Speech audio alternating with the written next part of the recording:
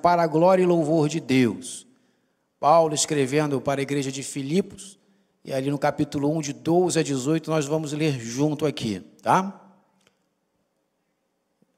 Quero que saibam, irmãos, que aquilo que me aconteceu tem, ao contrário, servido para o progresso do Evangelho.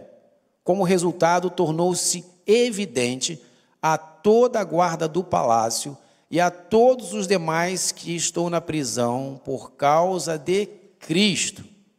E os irmãos, em sua maioria, motivados no Senhor, pela minha prisão, estão anunciando a palavra com maior determinação e destemor. É verdade que alguns pregam Cristo por inveja e rivalidade, mas outros o fazem de boa vontade.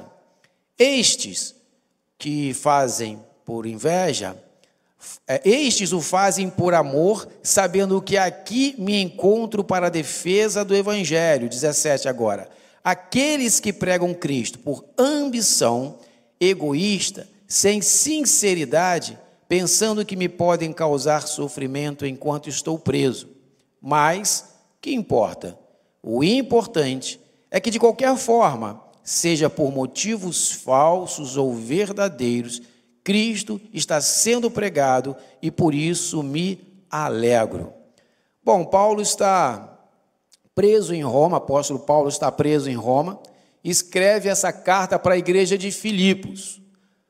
Paulo vem contando aqui no início, quero que saibam, irmãos, a igreja de Filipos recebe esta carta porque Epafrodita, um dos líderes da igreja de Filipos, faz uma visita a Paulo e ali relata alguns acontecimentos da igreja de Éfeso, de Filipenses a Paulo, a igreja de Filipos, e aí Paulo começa a dialogar com Epafroditas e decide escrever esta carta em Filipenses, a carta para a igreja de Filipos.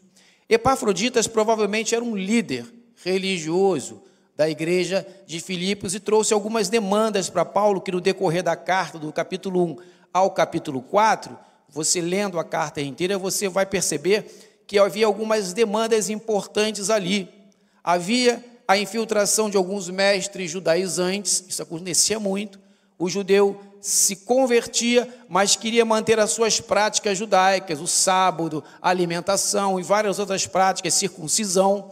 E esses judeus convertidos tentavam judaizar os gentios que se convertiam. E havia conflito dentro da igreja, conflito teológico. É um dos assuntos da carta de Paulo à igreja de Filipos.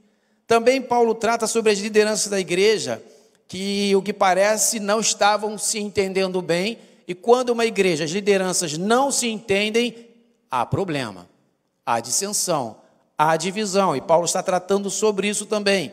Havia uma ameaça na unidade da igreja. Paulo também informa a igreja de sua situação e de seus planos, o que estava acontecendo com ele e quais eram os projetos dele para os crentes de Filipe. Paulo também, logo no capítulo 1, você vai perceber que Paulo está agradecendo, muito grato mesmo, à igreja de Filipos. Por quê? É uma igreja que acompanhou o ministério de Paulo, servindo a Paulo com ofertas. Além de ofertas, assim como a presença de seu servo Epafroditas e outros irmãos visitavam Paulo periodicamente. E o capítulo 1 até o versículo 6, Paulo vem agradecendo a toda a igreja pelos benefícios que esta igreja fez ao apóstolo Paulo. Esse é o início da carta, Paulo falando para a igreja de Filipos e lembrando que Paulo estava preso em Roma. Estava numa situação difícil em Roma. Paulo inicia no capítulo 12, onde nós estamos, dizendo: quero que saibam, irmãos, que aquilo que me aconteceu tem, ao contrário, servido para o progresso do Evangelho. O que Paulo está falando aqui?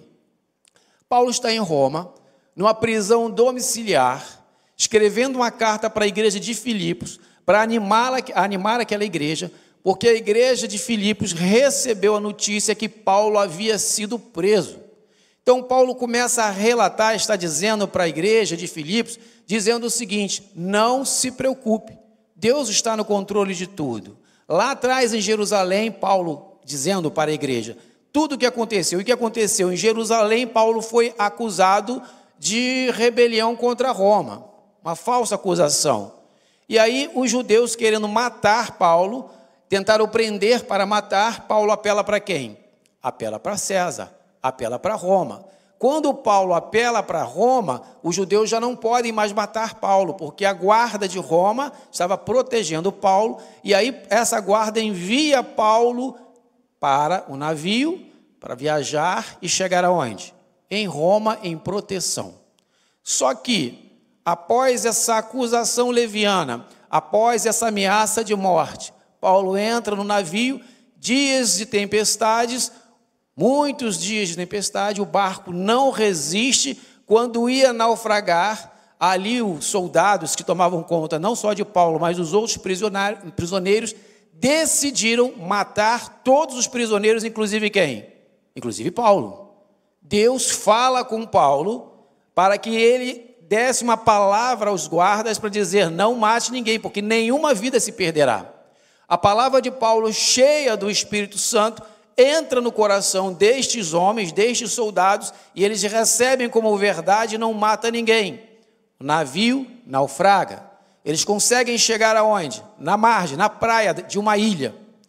Quando chega nessa ilha, Paulo vai fazer uma fogueirinha. O que acontece com ele? A cobra pica Paulo. Aqueles que naufragaram junto com o navio olham para Paulo e começam a falar para Paulo: esse aí é amaldiçoado. Não morreu no navio, mas morre na praia. Passa-se 1 hora, 2 horas, 5 horas, 12 horas e Paulo está de pé. De amaldiçoado ele passa a ser o quê? Abençoado. E tantos os que estavam no navio quanto os da ilha começam a admirar e respeitar a Paulo. O que acontece naquela ilha? Durante todo o inverno, Paulo é o pregador do evangelho ali. Paulo faz milagres ali, numa ilha onde jamais ouviriam falar do evangelho, ou dificilmente ouviriam falar do evangelho, porque não estava nos projetos de Paulo passar por ali. Deus envia Paulo para aquele lugar, para levar ali salvação, durante todo o inverno. O inverno acaba, entra-se no navio, chega-se em Roma, isso está em Atos, e lá em Roma, a igreja de Roma já conhecia Paulo, porque Paulo já havia escrito uma carta para a igreja de Roma. Então, a igreja de Roma vem receber Paulo, quando Paulo chega de viagem, mesmo como prisioneiro. E o que acontece? Paulo chega, a princípio ele fica durante 2 anos numa prisão domiciliar. E nessa prisão domiciliar, Paulo tem o privilégio, irmãos, de pregar o evangelho. E Paulo está dizendo: quero que saibam, irmãos, que aquilo que me aconteceu, toda essa história que eu contei, ao contrário, tem ao contrário servido para o progresso do evangelho. E aí vem o versículo 13. Como resultado, tornou-se evidente a toda a guarda do palácio e a todos os demais que estão na prisão por causa de Cristo. Paulo está dizendo para a igreja de Filipos que todos os acontecimentos na vida dele havia um propósito de Deus. Mesmo aqueles acontecimentos que aparentemente, na nossa visão humana, poderia levar a um pensamento: esse líder está fracassado, ou este líder está em pecado. Porque na visão humana, a tendência natural do líder é estar sempre bem. Mas Deus, ele faz coisas diferentes da nossa visão humana. Para Deus era importante que Paulo não chegasse na Espanha. Vai entender isso. Para Deus era importante que Paulo não fosse para Roma, no status de um grande pregador, do grande missionário que ele era. Para Deus, ele queria que Paulo chegasse a Roma como um prisioneiro. E assim Deus fez. E durante este trajeto, Deus abençoou abundantemente este projeto de Deus. E aí a gente vê nesse capítulo, no versículo 12, a perspectiva otimista de Paulo. Paulo estava otimista, apesar de não estar numa situação tão agradável. Está, irmãos, mesmo numa prisão domiciliar, não é nada agradável. Paulo era um homem de viagens. Paulo era um missionário, acostumado em ir e vir. E Paulo estava aprisionado em uma casa com guardas ali, que chamam a guarda do palácio, né? E impedido de ir e vir. E, com certeza, para Paulo isso trazia algum tipo de angústia. Apesar desta angústia, Paulo tem uma perspectiva positiva, otimista com relação a tudo que estava acontecendo. Paulo, depois de toda essa peregrinação, Paulo fica ali prisioneiro durante 2 anos. E o que acontece?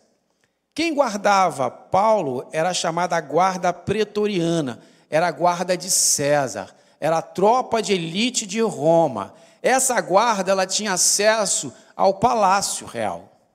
Então, Paulo teve ali o privilégio, creio eu, que aqueles soldados ou oficiais, quando encontravam com Paulo, perguntavam qual é o dolo. O que você fez? Qual é a sua culpa? Você é um rebelde contra o rei de Roma? E Paulo ali tinha o privilégio e a oportunidade de fazer ali, como prisioneiro, o que não poderia fazer como cidadão comum, como missionário comum. Se ele entrasse como missionário comum em Roma, ele não teria oportunidade de pregar o evangelho para quem? Para a tropa de elite de César. Entende?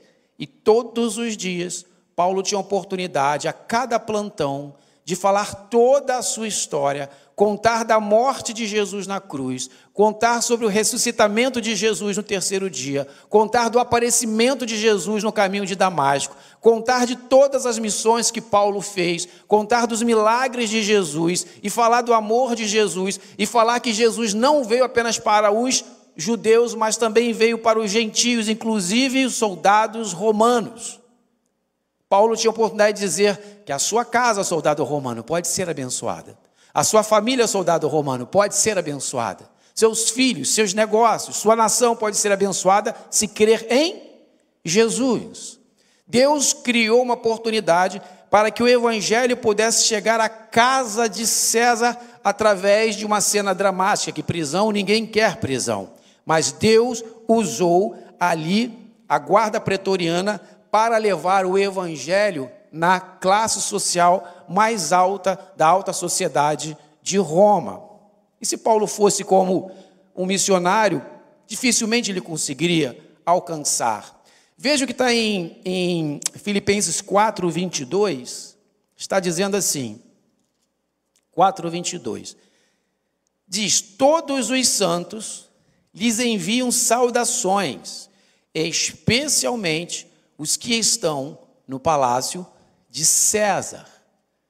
Depois de um tempo, Paulo começa a gerar intimidade com estes soldados, com estes oficiais, ao ponto dele, ao concluir a carta à igreja de Filipos, dizer que alguns destes da casa de César, soldados, oficiais, ou parentes destes soldados e oficiais, estavam enviando, 4:22, todos os santos lhe enviam saudações, estavam saudando, mas não era qualquer um, era alguns que estão no palácio de César. Às vezes nós ficamos questionando alguns acontecimentos na nossa vida.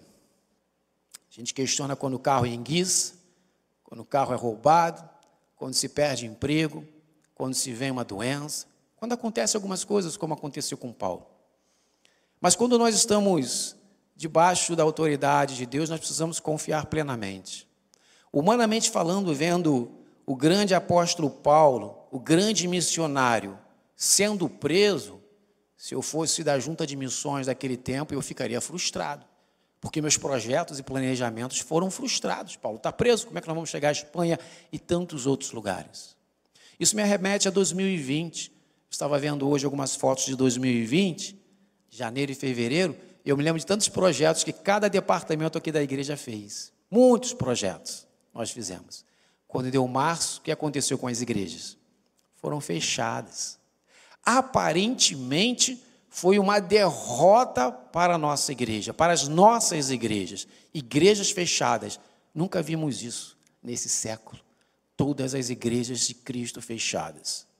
Mas onde existe o pecado, superabunda a graça, né? A superabundância da graça. Nesse processo de 14 meses nós passamos aí, irmãos, como esta igreja foi abundantemente abençoada. Em todos os sentidos. Não faltou nada para essa igreja.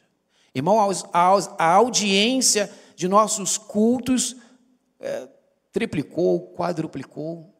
Quarta-feira, que é um culto que geralmente tinham em média 50 pessoas, nós tínhamos 200, 300 pessoas participando dos cultos de quarta-feira, 209 só aqui no YouTube. Irmãos, isso é bênção. Nós aprendemos a cultuar ao Senhor numa modalidade diferente. Antes o culto de quarta-feira era restrito a um grupo que podia estar aqui. Hoje não. A maior parte da audiência é de outros lugares que não é presencial, e às vezes de outros lugares fora do Rio de Janeiro e até do Brasil. Isso é bênção do Senhor. E é isso que Paulo fala no versículo 12, que houve o progresso do Evangelho. Nós precisamos confiar no Senhor, mesmo em meio às prisões, em meio às tragédias, em meio àquelas coisas que nós não conseguimos compreender em nossa vida ou na vida da igreja. Deus sempre cria uma maneira para fazer milagres e abençoar a sua igreja. Sabe? Paulo diz aqui no versículo 14, os crentes de Roma se entusiasmaram para pregar o evangelho, mesmo correndo risco. Irmãos, acontece algo extraordinário. Vocês vão lembrar que Cláudio, o imperador, expulsou os judeus e os cristãos de Roma alguns anos atrás. Foi aí que Paulo conheceu Priscila e Áquila e começaram a trabalhar juntos em missões, enfim. E aí esse decreto cai e os judeus e os cristãos retornam para Roma, para a sua vida cotidiana. Só que os cristãos que moravam em Roma, eles sofriam perseguição dos dois lados. Os judeus, eles perseguiam os cristãos, os judeus cristãos, e obviamente os crentes tinham medo dos soldados romanos também, porque eles podiam acusar de qualquer coisa, prender. Então havia realmente para os crentes de Roma um temor natural. Só que quando Paulo chega como prisioneiro naquele lugar e cheio de fé, e ali naquele lugar Paulo começa a ensinar e a pregar dentro de sua casa, falando com todos que ali estavam, de culto em culto a igreja de Roma participava, enchia a casa, era casa cheia, todo culto. Paulo admoestando, Paulo pregando, Paulo demonstrando a fé em Cristo, sendo positivo em Cristo, mostrando os milagres. Aquela igreja acontece algo extraordinário. Aquela igreja, mesmo Roma sendo a mesma cidade, aquela igreja, ela cresce. E existe um avivamento naquele lugar. A igreja de Roma se aviva até o ponto que os crentes de Roma se entusiasmam para pregar o evangelho mesmo correndo risco. Vê o versículo 14. E os irmãos, em sua maioria, motivados no Senhor pela minha prisão, estão anunciando a palavra com maior determinação e destemor. Os irmãos começaram a pregar o evangelho. Nada mudou em Roma. Nada mudou. As perseguições ali estavam. Só que a diferença é que Paulo não chegou com status. Você imagina se Paulo, João Marcos, Paulo chega ali em Roma não como prisioneiro, mas ele chega com status social, vivendo na alta sociedade ali. O que iria estimular aqueles crentes, creio eu, é viver uma vida espiritual para galgar posições e status social e riqueza. Só que Paulo chega como prisioneiro. Ora, se Paulo chega como prisioneiro, a visão do crente a olhar aquele grande apóstolo Paulo, pregador missionário Paulo, chegando como prisioneiro, eles olham e veem, se Paulo, um homem de Deus, que teve um encontro com Cristo, está sofrendo por amor a Jesus em prisões com ameaça de morte, quem sou eu para não ser ameaçado de morte e prisão? A história de Paulo tem a ver com a sua história e minha história de fé. Paulo foi acusado injustamente. Paulo foi preso injustamente, maltratado injustamente, e depois ele morre por amor a Jesus.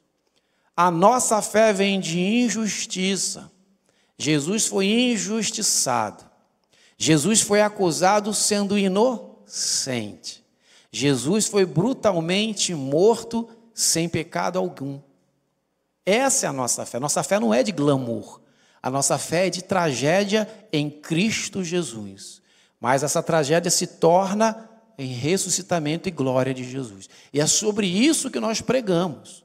Nós pregamos não pela glória neste mundo. Paulo estava convicto que a sua prisão estava fazendo algo extraordinário na igreja de Cristo, mas a expectativa, como você vê, quando você lê a carta de Filipenses, você vê que o coração de Paulo ele fica dividido entre não ser condenado à morte, para continuar fazendo a obra de Jesus e lidando com os filipenses, mas ao mesmo tempo ele deseja ser condenado à morte para ter um encontro com Cristo. Porque a nossa fé, o ápice de nossa fé é encontrar com Cristo, mas nós só poderemos encontrar com Cristo ou se Ele vier, ou se nós o quê? Formos ao encontro dEle. E o que Paulo dizia é que ele ficava na dúvida, o que pedir ao Senhor? Viver um pouco mais, não ser condenado ou encontrar com Cristo? Portanto, o versículo 14 nos afirma que Paulo, a presença de Paulo em Roma mudou o comportamento dos crentes, avivando aqueles crentes. Eu quero lembrar, irmãos, também, que quando a gente lembra da história da nossa fé, os crentes tiveram o avivamento espiritual, não foi no dia das vitórias, não foi no dia das bênçãos. A história de nossa fé, os avivamentos espirituais que o povo de Deus teve nos séculos, foi geralmente, ou quase sempre, em dias de lutas e perseguições. Eu preguei domingo sobre os moravianos. Eram crentes, viviam lá muito bem. Você não vê a história dos moravianos antes da perseguição, antes de chegar nas fronteiras da Alemanha, você não vê avivamento. Só houve avivamento neste grupo social após o quê? Uma grande perseguição, morte, torturas, escravidão e fuga. Aí sim, eles receberam o desejo no coração de quê? De buscar o Senhor como nunca buscaram. E aí houve um avivamento, e o avivamento levanta missionários, não levanta riqueza. Avivamento não é para levantar riqueza. O avivamento levanta missionários, tanto dos moravianos quanto aqui em Roma. O avivamento de Roma fez com que a igreja de Roma se enchesse de ousadia e coragem para quê? Para pregar o evangelho correndo o risco de morrer ou de cadeias. Este é o avivamento, ou verdadeiro avivamento. Nós vamos aqui, chegando ao versículo 16, mas antes eu quero ler o versículo 14. Diz assim o 14, os irmãos, em sua maioria motivados no Senhor, pela minha prisão, estão anunciando a palavra com maior determinação e destemor. E diz assim, o 17, o 15 ainda. É verdade que alguns pregam Cristo, por quê? Por inveja e rivalidade. Versículo 15. Ao mesmo tempo que a igreja se inflamava, que a igreja se avivava. Irmãos, acontecia algo dentro da igreja que Paulo ficou sabendo e que sabia que era uma obra maligna. Ao pensar sobre isso, eu entendo que essa igreja de Roma é uma igreja já constituída. Paulo havia escrito carta para Roma há 5 anos atrás, então era igreja sólida. Paulo chega ali, quando chega ali, haviam vários líderes na igreja, presta atenção nisso. Líderes que tinham o seu lugar, o seu status na igreja como líder, como pregadores, como mensageiros, como, enfim. Quando Paulo chega o apóstolo Paulo, o missionário Paulo. Paulo chega e ele se torna, não porque ele quis, o grande líder da igreja de Roma. Isso é natural. E aqueles que estavam como líderes estão abaixo da autoridade espiritual e eclesiástica de Paulo. Paulo é apóstolo. Só que alguns desses líderes não entendem. E eles ficam enciumados, com inveja, e começam a trabalhar contra o ministério de Paulo. Veja o que Paulo diz. É verdade que alguns pregam Cristo por inveja e rivalidade. 17. Aqueles que pregam Cristo por ambição egoísta, sem sinceridade, pensando que me podem causar sofrimento enquanto estou preso. O ministério de Paulo, mesmo preso ali em cárcere, na prisão domiciliar, era um ministério que era abençoado por Deus. A igreja crescia, a igreja era avivada. Creio eu que os crentes voltavam para seus lares falando das mensagens de Paulo, das pregações de Paulo. E aqueles líderes religiosos que não estavam no espírito ficavam com inveja, ciúme, porfia e maledicência. E isso acontece, será nos dias de hoje, em nossas igrejas por aí? Líderes brigando por posição, líderes brigando por quem tem mais curtida, quem tem mais seguidores. Hoje a briga é outra. Líderes de departamento com ciúmes de outros líderes de departamento. Aqui na igreja de Roma aconteceu isso. E isso prejudicava o andamento. Mas no versículo 14, Paulo fala algo interessantíssimo, que ele diz assim, versículo 14. E os irmãos, em sua maioria motivados no Senhor, pela minha prisão, estão anunciando a palavra com maior determinação e desejo. Não é 14? No 16 aqui. Cadê 16? Estes o fazem por amor. Presta atenção. Motivados com a prisão de Paulo. Paulo diz que estes fazem esse avivamento espiritual, sem temor, sem medo de morrer, sem medo de ser preso, por amor. E aqui o texto diz amor ágape. Quer servir ao Senhor? Só pode ser com amor ágape. Amor ágape é o amor incondicional. É aquele amor que não espera nada do outro. Simplesmente eu amo e faço. Amor ágape é o amor de Cristo na cruz por você. Morreu por você e por mim antes de nós o conhecermos. A igreja de Roma estava tão animada em Cristo Jesus, estava tão avivada em Cristo Jesus, que Paulo diz que o coração desta igreja havia algo extraordinário, que era o amor ágape, um amor incondicional por Deus. Vivendo ou morrendo, prega o evangelho. Mesmo assim, dentro da igreja, havia alguns indivíduos, alguns irmãos, alguns líderes que estavam com o coração cheio de maldade.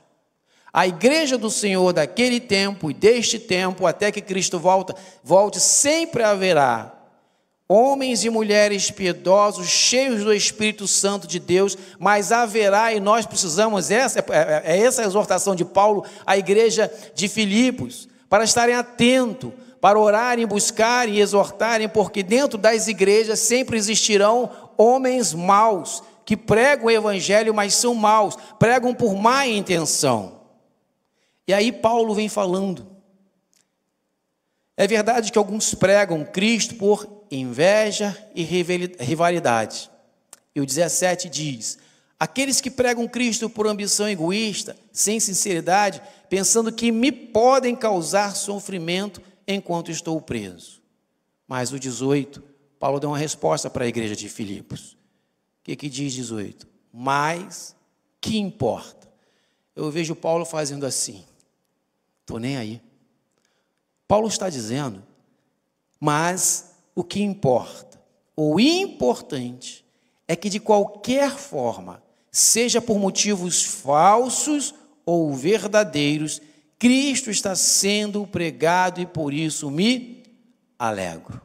Irmãos, Paulo ele não está aqui dando uma carta branca para os crentes daquele tempo ou deste tempo, pregar o evangelho de qualquer maneira, não é isso. Ele está dizendo que apesar desses crentes infiéis, crentes com um coração cheio de maldade, um coração maligno, estão falando de Jesus, estão pregando o evangelho. Paulo aqui ele não questiona a teologia. Paulo aqui não está falando que eles estão pregando o evangelho errado, não. Eles estão pregando o evangelho de Jesus Cristo, morto na cruz do Calvário, ressurreto ao terceiro dia, pela graça são salvos. Era um evangelho sério, um evangelho correto. Paulo não está discriminando a teologia deles. Paulo está aqui discriminando, está falando que a intenção do coração deles é que era maligna. Qual é a intenção do coração que a igreja dos dias de hoje está levando o evangelho? Paulo não está dizendo, quando ele fala, aqui no 17, 18, o importante é que de qualquer forma, seja por motivos falsos ou verdadeiros, Cristo está sendo pregado e por isso me alegro. Paulo não assinou o cheque em branco. Ele não está dizendo que as igrejas do tempo de hoje podem fazer micareta para Jesus. Não está dizendo que as igrejas de hoje têm que fazer carnaval para Jesus. Não está dizendo, Paulo, que as igrejas dos dias de hoje têm que fazer festa junina para Jesus. Festa gay, LGBT para Jesus. O importante é que o evangelho seja pregado. Paulo não está dizendo isso. Paulo está dizendo que mesmo que alguém pregue Jesus com intenções malignas para enriquecer, para fazer política, para ter poder, mesmo que a intenção seja maligna, Paulo está dizendo que Deus vai usar esta pregação para abençoar. Estes que estão fazendo isso de forma maligna serão cobrados por Deus. Mas Paulo, ele diz que o que importa, ele não está se importando mesmo o que estes estão fazendo, muitas vezes difamando o nome de Paulo, Paulo não se importa com isso. Paulo está dizendo, eles têm um coração maligno, mas o evangelho está sendo pregado. Não que seja da forma correta, mas está sendo pregado o evangelho de Cristo. Sabe, irmãos, eu quero concluir aqui com os irmãos, primeiro dizendo que Deus está no controle de tudo. E é tão difícil, né? A nossa teoria de fé, que uma coisa é falar, né, Fernanda? A gente ouve, Deus está no controle. Falar é uma coisa. Mas quando a situação vem para nós precisamos fazer esse exercício de fé, entendendo que, apesar de um sofrimento terrível que você esteja passando, você falar em alta voz, Deus está controlando tudo, Deus está cuidando de tudo. A teoria é muito fácil, mas para nós não é fácil isso. Por isso que eu acredito muito na intervenção de Deus. Por isso que nós oramos aqui nesse período de oração por pessoas que estão sofrendo e algumas com tratamentos longos, porque é muito difícil para a nossa mente humana compreender que eu recebo um resultado de uma doença grave, que o meu tratamento será um tratamento extremamente doloroso e que vai me causar sequelas, e eu entender que isto está debaixo do controle de Deus e que Ele vai usar este sofrimento meu, que não é culpa dele, estamos neste mundo, Ele vai usar este sofrimento meu para a honra e glória dele, assim como usou o sofrimento de Paulo, estar preso, condenado e morto, para a honra e glória de Deus. Isso se chama metanoia, é mudança de mente. Só o Espírito Santo, que vai nos converter a entender que nós fomos salvos e vivemos única e exclusivamente para servi-lo. E a gente estuda, a gente trabalha, a gente come, a gente compra, a gente vende, mas isso é subjetivo dentro da nossa vida. Isso não é a prioridade, isso não é o mais importante, isso não é o relevante, isso é irrelevante. A relevância de nossa vida é pregar o evangelho mesmo sem comer, sem comprar, sem vender, sem ter. É milagre do Senhor na minha vida fazer eu compreender que Deus está controlando tudo.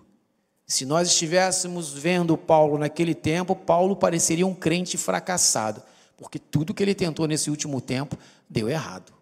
Prisão, picada de cobra, naufrágio, ali carcerado, depois morto por Jesus. Não é uma boa história para se contar. Só no mundo espiritual que a gente entende isso. Mas no mundo terreno. Mas eu preciso crer, irmãos, que Deus está controlando todas as coisas. Mesmo os planos nossos sendo frustrados, nossos projetos, nossos planos sendo frustrados, Deus está controlando tudo. Nada foge do controle de Deus. E se eu sou servo do Senhor, e se você é a igreja de Cristo, o objetivo de Deus na sua vida é único: usar a sua vida para proclamar o Evangelho de Cristo Jesus, proclamar a salvação de Cristo Jesus, mesmo que ele tenha que fazer alguma coisa contrária à sua vontade. Paulo queria ir de primeira classe para Roma e para a Espanha. É um bom desejo, mas Deus não quis assim. Foi como prisioneiro para pregar em Roma, e os planos da Espanha não foram alcançados por Paulo. Primeiro, Deus está controlando tudo, confie no Senhor. Deus está controlando tudo. Segundo, nós somos bênçãos nas mãos de Deus, independente do lugar onde estamos. Você é bênção nas mãos de Deus, independente do lugar onde você está. O avivamento de Deus pode chegar na vida do crente num leito de morte. Num leito de morte. A minha primeira visita em um hospital foi com Davi Sobrinho. Ele falou, tinha um jovem oficial da aeronáutica, casado com uma nenenzinha, não sei se 2, 3 anos, de colo, e eu fui lá no hospital da aeronáutica com Davi Sobrinho. Ele era um rapaz que foi pastor missionário aqui dessa igreja, aqui na região, depois seguiu a carreira militar e foi acometido de um tumor maligno. E quando eu cheguei lá, era a primeira visita, pastor novo, eu fiquei apenas vendo, observando e ouvindo. E eu esperava encontrar ali uma cena terrível, de alguém murmurando, de alguém chorando, de alguém em pranto, porque já era metástase, fase final.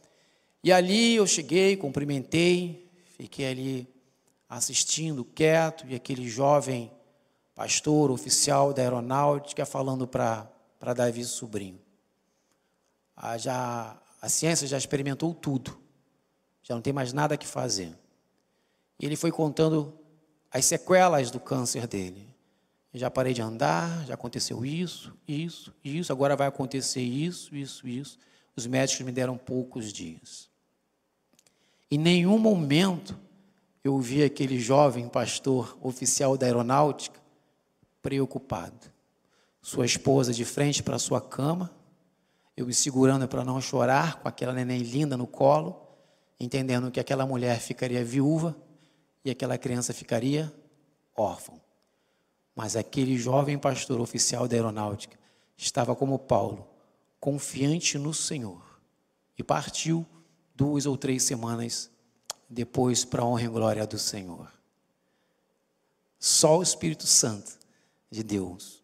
Mas naquele leito ali, aquele jovem pastor e oficial da aeronáutica estava avivado, pregando o Evangelho para os enfermeiros, para os médicos, para os maqueiros, para os profissionais daquele hospital. Somos bênçãos independente do lugar. Sou bênção andando e caminhando. Paulo foi bênção andando e caminhando, mas foi bênção como prisioneiro, impedido de andar e caminhar. Este jovem pastor foi bênção enquanto tinha saúde, mas no momento de enfermidade ele também foi avivado e passou pelo vale da sombra da morte, sem temer, pregando o Evangelho, avivado no Senhor. E por último, guarde o seu coração, irmão.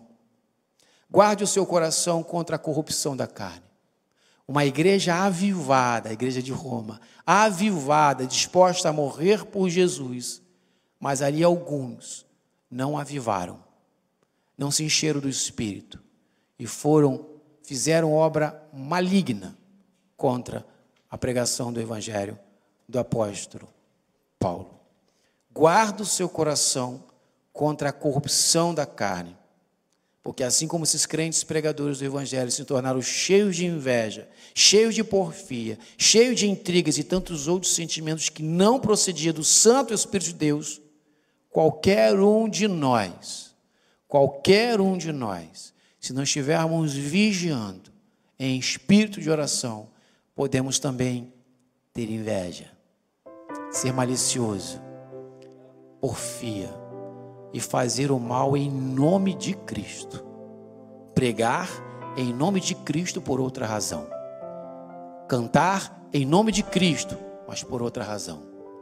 Evangelizar em nome de Cristo, mas por outra razão.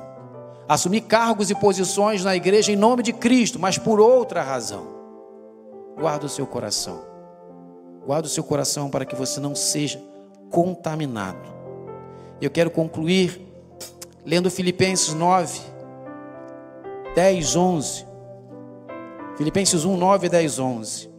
Filipenses 1, 9, 10 e 11, que é o tema da mensagem, que diz assim, Paulo falando: esta é a minha oração, que o amor de vocês aumente cada vez mais em conhecimento e em toda percepção, para discernirem o que é melhor, a fim de serem puros e irrepreensíveis até o dia de Cristo, cheios do fruto da justiça, fruto que vem por meio de Jesus Cristo. Para quê, irmãos? Para a glória e louvor de Deus. Nós estamos aqui para a glória e louvor de Deus, gerar frutos, prisioneiros ou andarilhos, missionários, com força e saúde ou acamados com doença, tendo ou não tendo. Paulo diz que nós vamos gerar frutos da justiça, fruto que vem por meio de Jesus. Para quê? Para honra e glória e louvor de Deus. Vamos cantar essa canção. Logo após nós vamos orar pela igreja de Cristo, para que nós possamos dar frutos, guardar o nosso coração, entender que Deus está no controle, controlando todas as coisas, e que você é uma bênção aonde você está.